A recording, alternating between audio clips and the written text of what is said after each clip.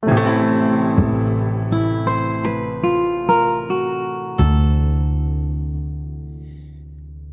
lots of things not to like about a Monday morning, but one thing there is to like about a Monday morning is that it's time for another Religious Studies Project podcast. I'm David Robertson. I'm not David Robertson. I'm also not David Robertson. They are Tommy Coleman and Christopher Cotter, and we are still here in Edinburgh at what's become RSP headquarters for the day as we scheme into the next year. Dun dun dun. This week we have an interview recorded for us by Stephen Jones, and it's with Dr. Salman Hameed on the subject of religion, science, and evolutionary theory. So take it away. Well, hello everyone. My name's Stephen Jones. I'm a research fellow at Newman University, and we're here in Birmingham in the UK. I'm here with Salman Hameed, who is Associate Professor of Integrated Science and Humanities at Hampshire College in the United States. And we're going to be talking today a bit about religion and science, and more specifically about Islam and science and Muslim perceptions of science and evolution. Welcome, Salman. I'm glad you could be here with us. I wonder if I'd ask you just first of all, a bit about how you became involved in the study of Muslims and science and what your work involves, really. Well, thank you very much for having me here. And I should mention, so I'm probably coming from a completely different angle because I was trained as an astronomer.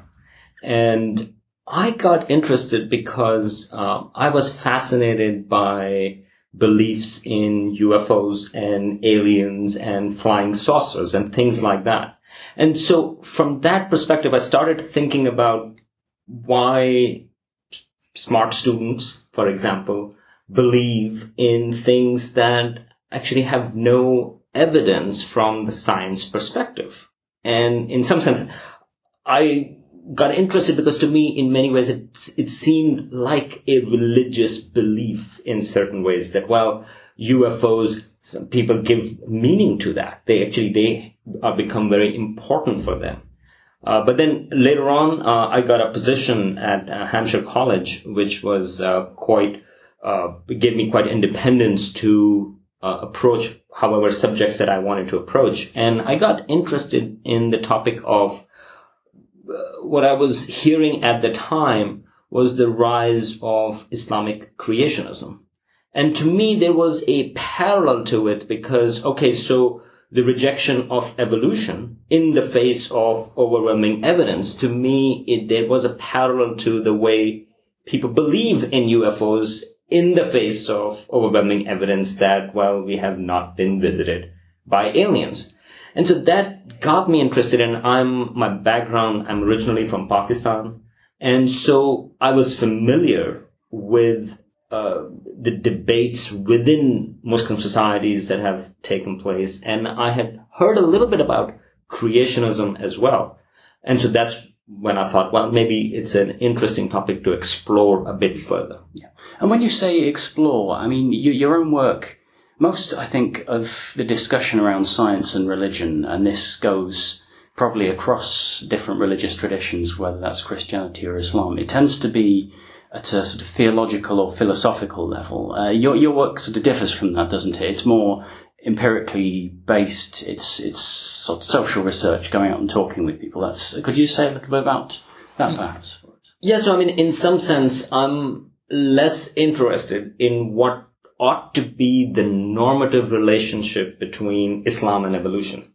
I think to a certain degree, I do have another cap because I do oftentimes give public lectures on that in Pakistan or other places. And from that perspective, I do say, well, I mean, I do take a stance, and that is more likely non-overlapping magisteria, which was Stephen Jay Gould, the biologist's position that, well, science and religion are two separate spheres. And to me, from a practical perspective, and again, not from a philosophical perspective, because there are critiques of that and things like that, but I think from a practical, pragmatic purposes, that to a certain degree works. Right? But to me, that is not the most interesting question. To me, the most interesting question is, how do people make sense of the world that they live in, and the world that is shaped by modern science, but in societies where religion is really important.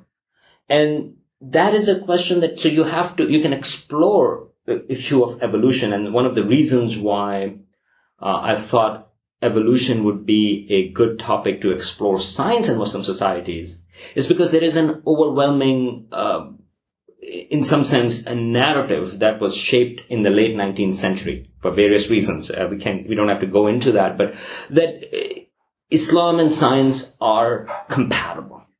In fact, if you ask most people, and we have tried to ask some people, and there are some polls out as well, and if you say, well, what is the relationship between Islam and science?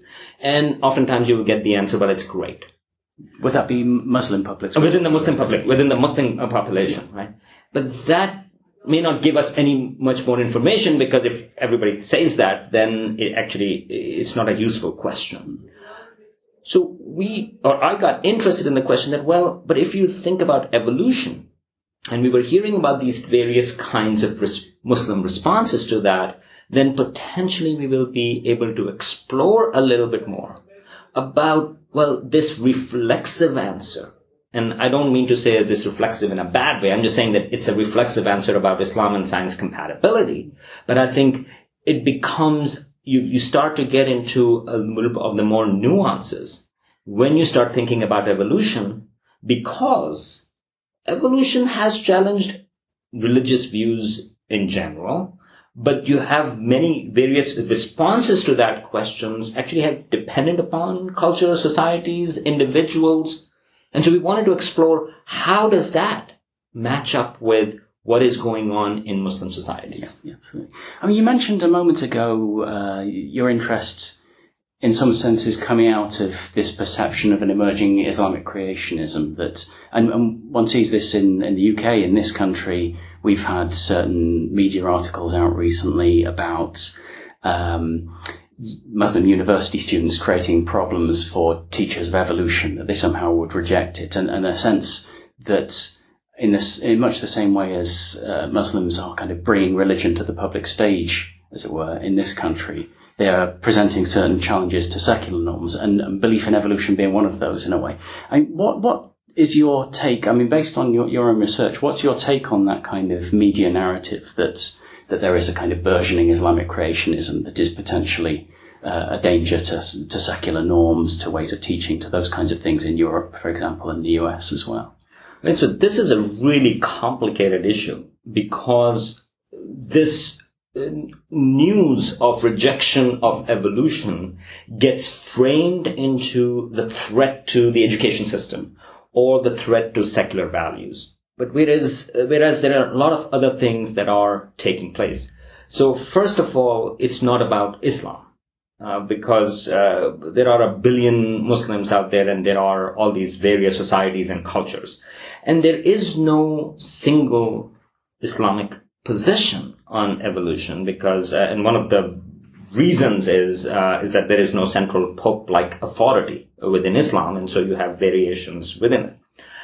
But even at a more practical level, we actually know that evolution is taught in public high schools, in biology classes, in several Muslim majority countries. So, for example, in Pakistan, right in the 9th grade biology textbook, evolution is presented as a fact of science.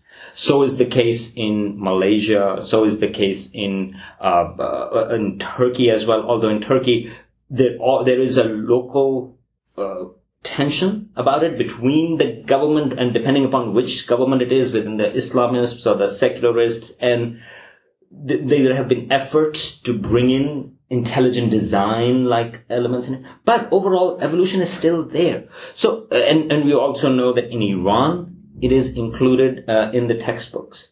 Now, in all of these places, human evolution is not mentioned. But evolution is certainly there. So even when we talk about evolution, what are we addressing? We have to sort of like look at it in a little bit more detail. So as it can be seen purely from the perspective of textbooks, evolution is not an issue in Muslim countries as well. Yes, the textbooks are there. There are not every place. It's the complete secular perspective that is given, but there are variations of that. In Pakistan, the interesting example is that the chapter on evolution starts with actually a Quranic verse. But that's it. After that, it just presents science as is. So, of course, you can ask this question, well, why is there a Quranic verse on the evolution chapter but not on some other chapter? Well, obviously, the people who are writing textbooks are aware that it can potentially be controversial. So they are saying actually that, well, actually, Quran doesn't contradict evolution. So I'm not saying that this is the Islamic position, but this is a position that Muslim textbook writers in Pakistan have taken to support the teaching of evolution.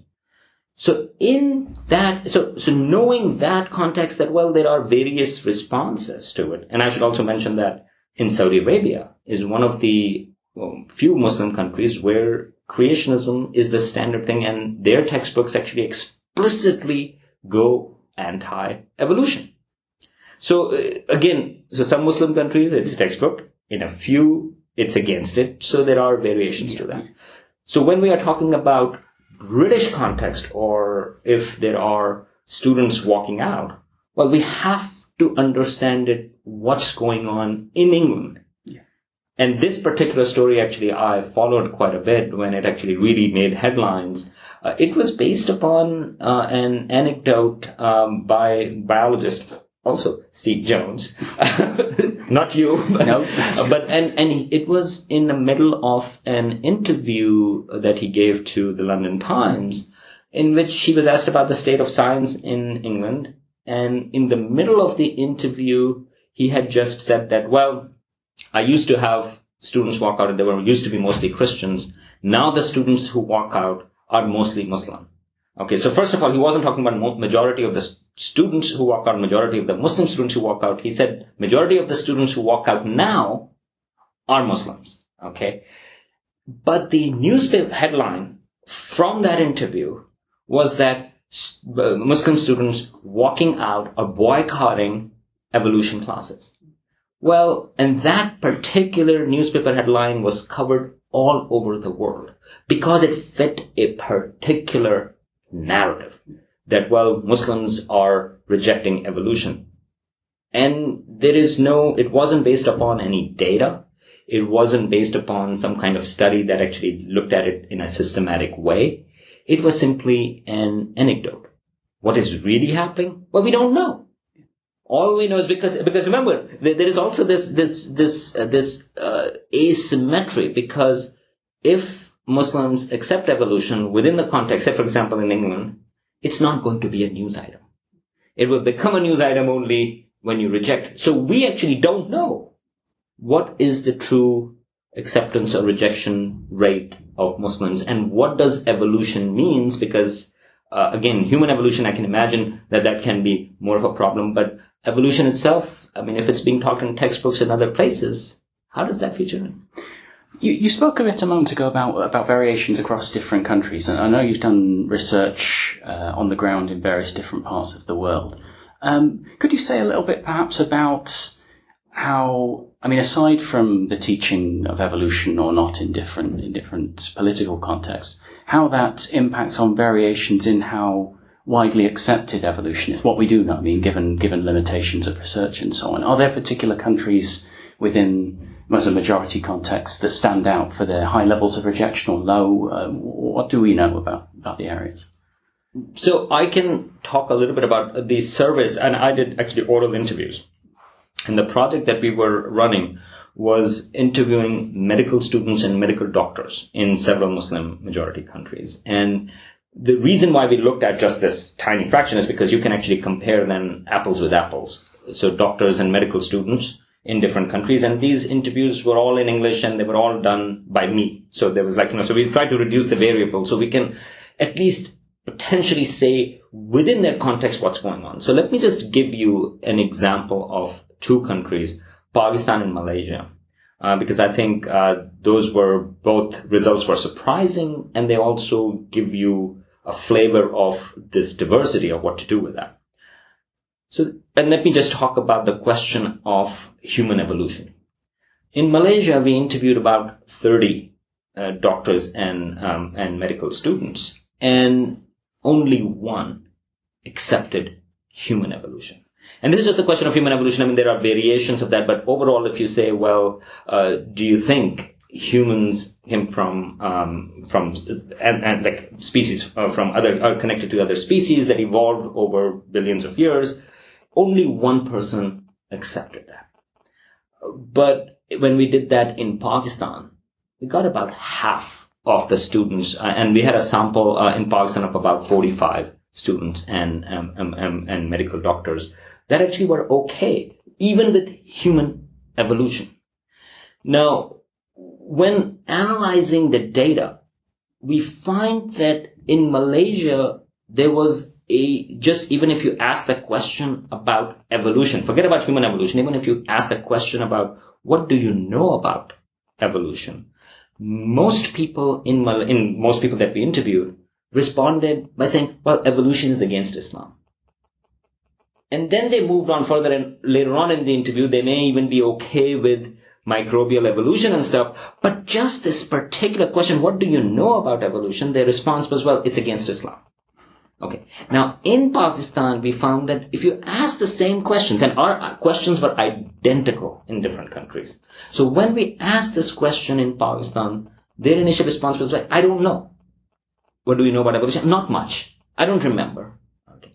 And then we would later on, when we would ask about, for example, human evolution, there was a whole range of responses where people are thinking right there and then.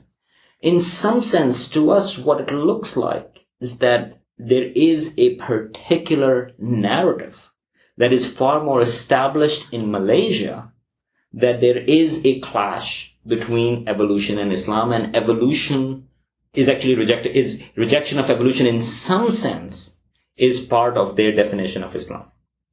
In Pakistan, that is not the case.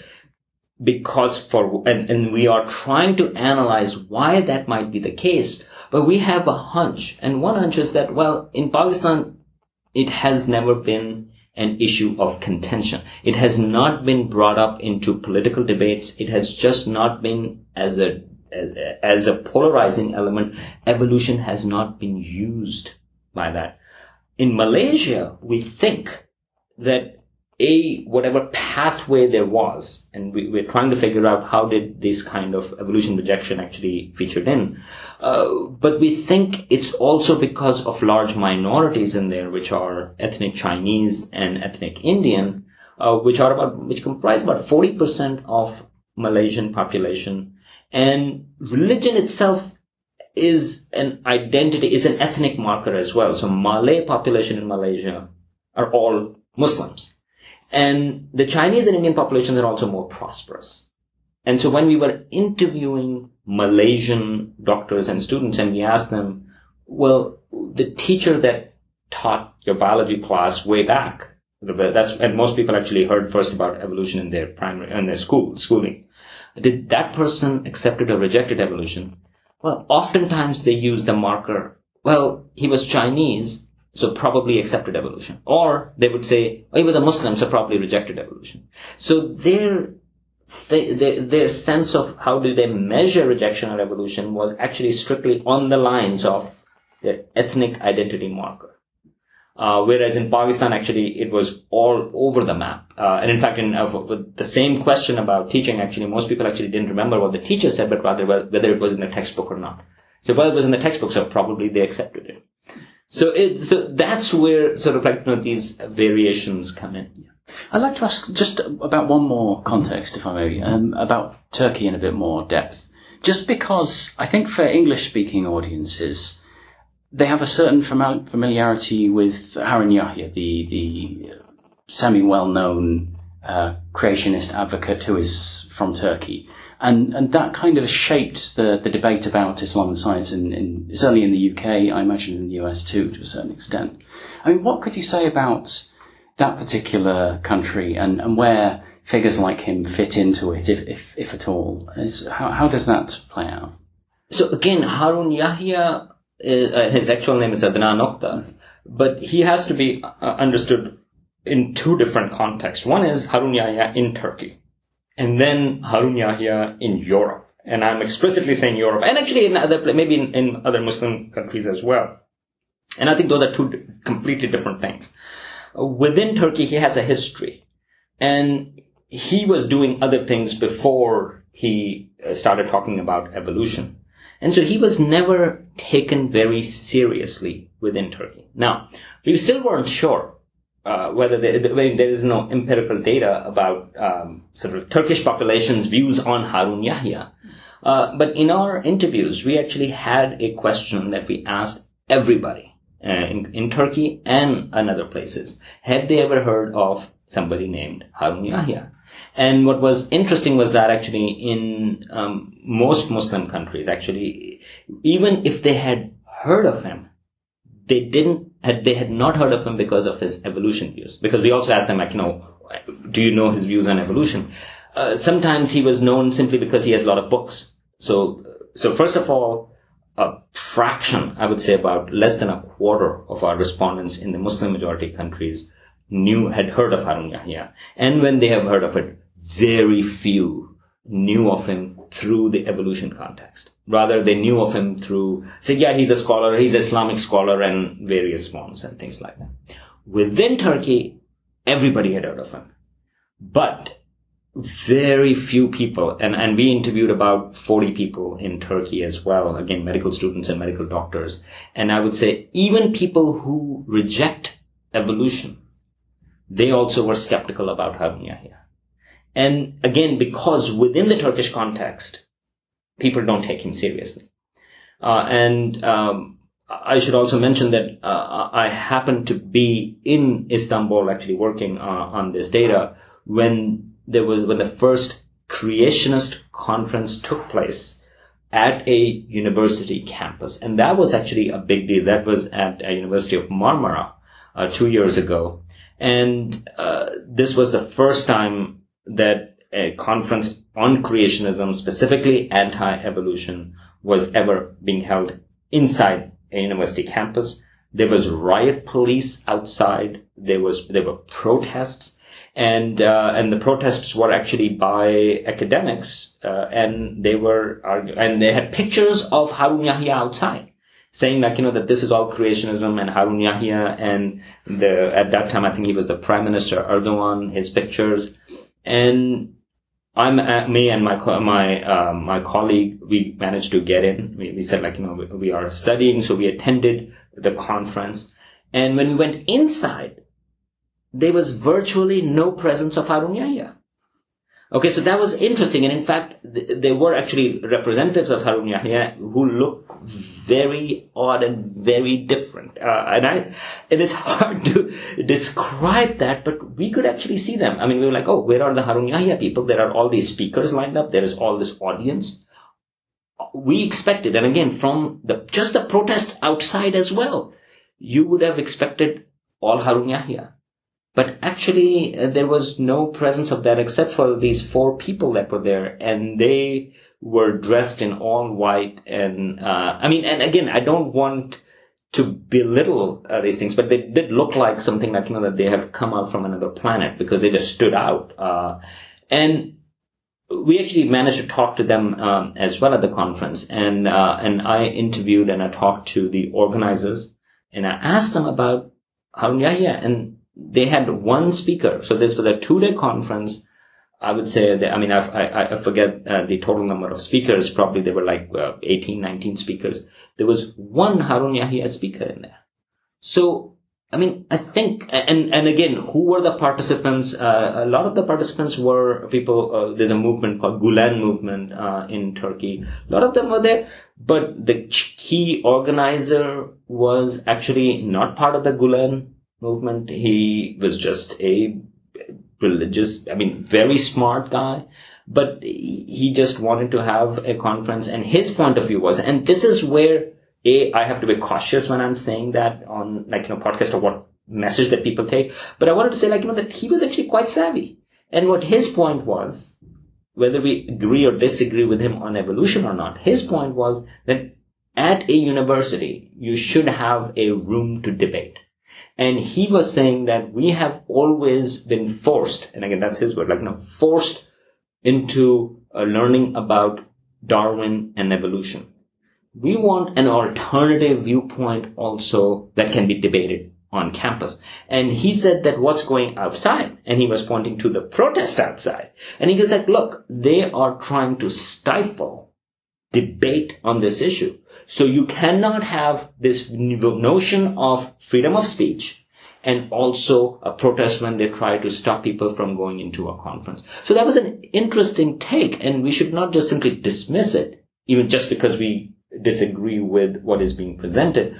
But within the Turkish context, where there has been official secular, constitutionally it's a secular country, and evolution has played a role politically. I mean, we've been talking about the European context, but in the same way, rejection of evolution for a long time has been used as showing the ignorance of the conservative people over there. So it's a messy and complex picture. And again, and that's, I guess one of the things perhaps to take away from this, and is like, and which is not rocket science, is like, you have to address whether you're talking about Harun Yahya or whether you're talking about rejection or acceptance of evolution in terms of these individual contexts. And so to say, well, and people sometimes do ask, so what do Muslims think about evolution? And my answer is, I have no idea. It depends upon which Muslims, it depends upon which context. It's a messy, complex picture, which it should be because humans are messy and complex. And this just represents Muslims are humans too. It sounds a bit like, I mean, from the Turkish case that you're talking about, that evolution, like a lot of things, I suppose, is bound up with politicized notions of kind of modernity, of rationality, and that being tied in a certain way to kind of Westernness in inverted commas, and that's much of the conflict that we see in the Turkish context might be related to kind of colonial and post-colonial histories across the world and those kinds of things. I mean, are there other kinds of examples of that kind of history playing out that you're aware of? Right, but remember that Turkey was never colonized. So, it had a very specific, I mean, with Ataturk, there was this secular movement, so it plays within that, and evolution played a role, okay, so if you are modern and if you are secular, then yes, you accept evolution. So evolution potentially can take a particular stance to it. But the counterexample to it is Pakistan, for example, where actually it doesn't show up in those debates. And there is a Pakistan Museum of Natural History has an exhibit on evolution. And Pakistan Museum of Natural History is actually supported by the government. So state-sponsored museum.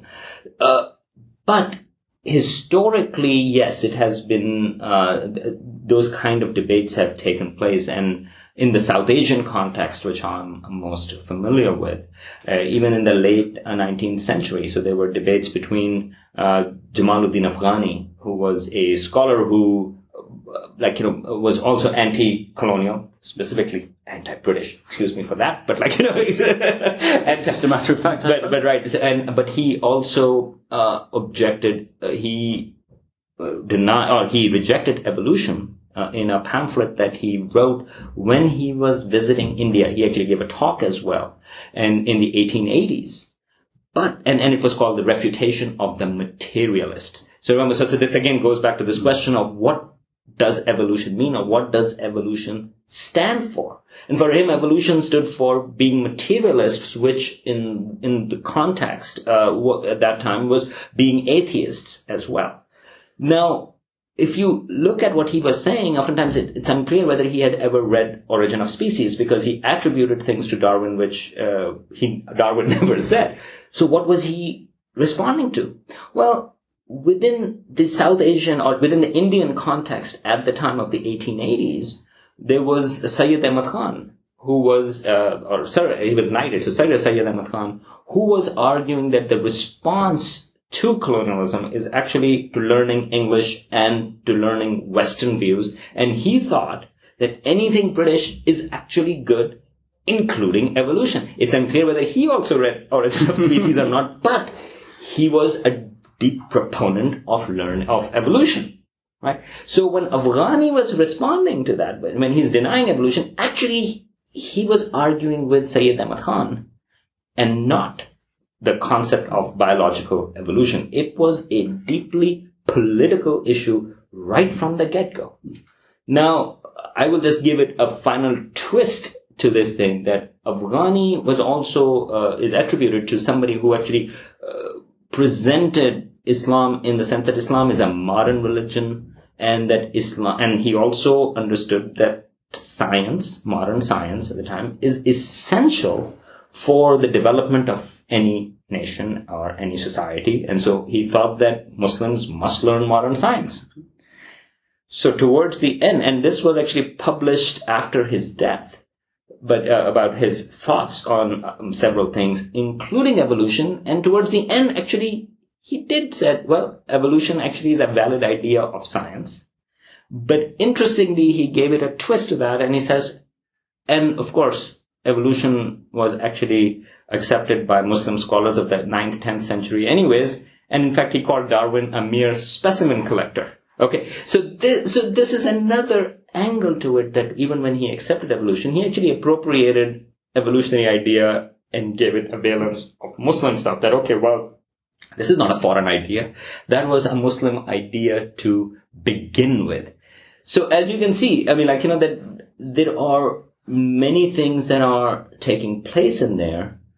And it's not, I mean, if we are talking about these things, it's not exactly about evolution, but it's about all of these other things that happen. And not to dismiss that, but for some people it is a deeply personal issue as well. So I don't want to dismiss that that it's not something that people really think about, struggle with. I think evolution is a tough idea. I mean, it challenges certain types of religious viewpoints. So do Muslims reject evolution? Yes, some Muslims reject evolution. Do all Muslims reject evolution? No. Do all Muslims accept evolution? No. And so there are these variations, and how they do that, it depends upon their ways. And sometimes it's not even an important question about whether people are consistent with their religious and scientific viewpoints as well. I guess its sort of salience emerges in the context of political. I mean, it's interesting, of course, Afghani was one of the figures who, in some ways, helped shape the Salafi movement we see today. So it kind of plays out in contemporary politics as well. Exactly. And so we have to know these kind of context of how the word evolution has also been used. And within the Muslim world, I mean, there are people are familiar, and that actually goes back to the European context as well. I mean, for some people, it's social Darwinism. It's Spencerianism, sort of like that really shows up. So for many people, they don't see the distinction between biological evolution and social Darwinism. And for them, social Darwinism, of course, that's a racist idea. I reject evolution. So again, that takes a very different connotation, especially if you are in Europe and there is a colonial history, or in places that have been colonized. One final question, just to end on. I mean, you spoke a bit earlier about, I guess, the lack of understanding, the lack of knowledge that we have about this question as an empirical question about what people believe. What would you say do we need to try and find out? What's the kind of the research agenda, I guess you might say, that we should be trying within universities and the wider research community to try and understand how science and Muslim societies interact, and how evolution specifically is understood across the Muslim world, again, in inverted commas? Well, I mean, I think that's a really hard question, and I would say, okay, so I come from the science background, and I have really lost faith in a lot of the polling, for example. I mean, for example, Pew poll, there was a Pew poll that looked at Muslim views on evolution in 32 countries. The problem was that the poll was about all these different things, and there was one question on evolution. So all about evolution was reduced into one particular question, and that's, do you accept evolution or not? I don't think that is very useful. So if you are trying to understand that, I mean, for me, evolution is a way to look at how people are making sense of the world. So if you want to do that, I think the way to approach it within the academic context, would be to embrace the messiness. And I think, how do you, and this is something that you and I have also discussed about this, how do you qualify or how do you quantify the real messiness of people's responses? And this is a hard problem. Nevertheless, that is closer to reality. I think it's right now in the political environment we are in. Simplicity, I think, is far more dangerous than having no answers. Simplistic, wrong answers, like, for example, we talked about that narrative that, well, Muslim students are just boycotting across the UK. Well, that's a far more dangerous, narrative than saying that actually it's really messy and we don't understand. And the way to understand would be to actually look at the layers of the way people are looking at, and to remember that Muslims are not identified. Their identity is not solely being a Muslim. Everybody has different identities in themselves. And so if we just focus on Muslims for being a Muslim, then I think we are missing a boat on that, because they can be Muslims, but they can also be Manchester United fans. And so then their identity is a different identity. So I think that kind of messiness, if we bring to understanding what evolution means to them, and if it's not, that's okay too, but don't force them to pick the reject evolution if they don't even care about the question of evolution. I think that is something that has been missing. What if you don't care? But if you just force them to make a choice, then it may show up in a much more simplistic picture. Salman Hameed, thank you very much. Thank you very much. A very interesting interview, I'm sure you'll agree. Tommy, you had some thoughts about it, didn't you? I did. I was actually interested in responding to this interview, and I was a little bit surprised. I thought it was going to be more in the social, psychological, evolutionary sciences type of interview, but I was pleasantly surprised that it wasn't, and was actually about evolutionary theory, science, and the teaching of it, its perception in the largely Muslim world. So that was very interesting, and I had not heard of his work before. And we also have the transcription available for this interview on the page if you are interested in reading it in more detail. Yeah, and it ties in very well with our interview that Jack Sonis did a few years ago with Peter Harrison on science and religion in historical perspective. So we'll try and link to that from the page, but do check that out. I've actually used snippets from that interview about 3 or 4 times in teaching thus far, so it's well worth checking out on that sort of the creation myth of the science-religion conflict. And it's great to hear another angle on that issue. So next week, we've got an interview that Sydney's recorded for us on the study of religion in Peru. So we're building up quite a collection of the study of religion in different contexts. And it'll be great to hear about the academic discipline in that context, which will be perhaps quite different from where the majority of our listeners are based. So that'll be good. As ever, don't forget you can help the project out at no cost to yourself by using our Amazon affiliate links. That's .co.uk, .com and .ca. They really do make a big difference to us, so please do consider using them. As ever, you can follow us on Facebook, and we are amassing quite a number of followers. I think we're approaching 4,500 by this point. You can follow us on Twitter. You can, if you must, you can follow us on Google+. We are on YouTube, and that is really starting to take off. And don't forget to use our iTunes. And if you do, please leave us a link, leave us a rating, because that really helps us get the podcast out to people who wouldn't otherwise hear it. We want to thank our sponsors, the BASR, the NAASR, and the IAHR. But other than that, Thanks For listening.